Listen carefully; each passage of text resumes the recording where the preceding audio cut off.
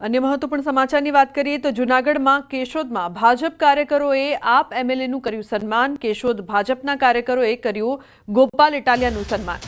કેશોદમાં આમ આદમી પાર્ટીનો હતો કાર્યક્રમ। નગરપાલિકાના વોર્ડ 5ના સભ્ય સહિત અન્ય કાર્યકરો પણ હાજર રહ્યા હતા। તો ગોપાલ ઇટાલિયાનું ભાજપના સભ્યોએ સન્માન કરતા વિવાદ થયો છે। સભ્ય વિવેક કોટડિયા, અશ્વિન કુંભાણી અને નિરંજન પીપળિયાએ સન્માન કર્યું હતું।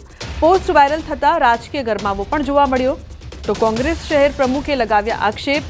चूंटणी दरमियान जे किरीट पटेल माटे प्रचार करता हता तेणे ज आजे गोपाल इटालियानुं सन्मान कर्युं छे, जे बाद राजकीय गरमावो जोवा मळी रह्यो छे। के पब्लिक ने खबर नहीं कि आ शुं छे। हवे आजे कालनी अंदर खबर पड़ी गई पब्लिक ने कि भाजप छे ई कांग्रेस भाजप छे अने आप छे ई बी टीम छे।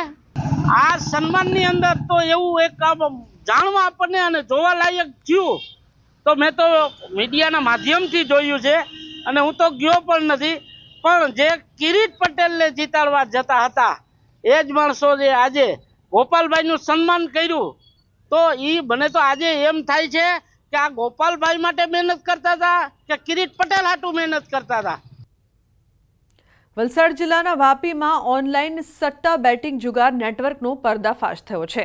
वापीना वलीठा कोड़ीवाड़ खाते एलसीबी पोलीस द्वारा बातमीना आधारे दरोड़ा पाडवामां આવ્યા, જ્યાં ઓનલાઈન ગેમિંગ जुगार रमाडता 21 ઇસમોને ઝડપી પાડવામાં આવ્યા છે, તેમજ 46 લાખનો મુદ્દામાલ પણ જપ્ત કરવામાં આવ્યો છે।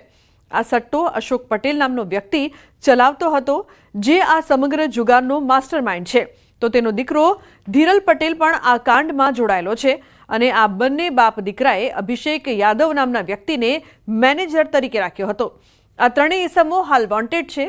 ઉલ્લેખનીય છે કે cricket, football, casino, Aviator, dragon, tiger laser 247 જેવી ઓનલાઈન ગેમ થકી હાર જીતનો સટ્ટો રમાડવામાં આવતો હતો। અશોક પટેલ અને તેના મેનેજર અભિષેક યાદવ દ્વારા બિહાર અને ઉત્તર પ્રદેશથી આ તમામ 21 લોકોને અહીં રાખવામાં આવ્યા હતા।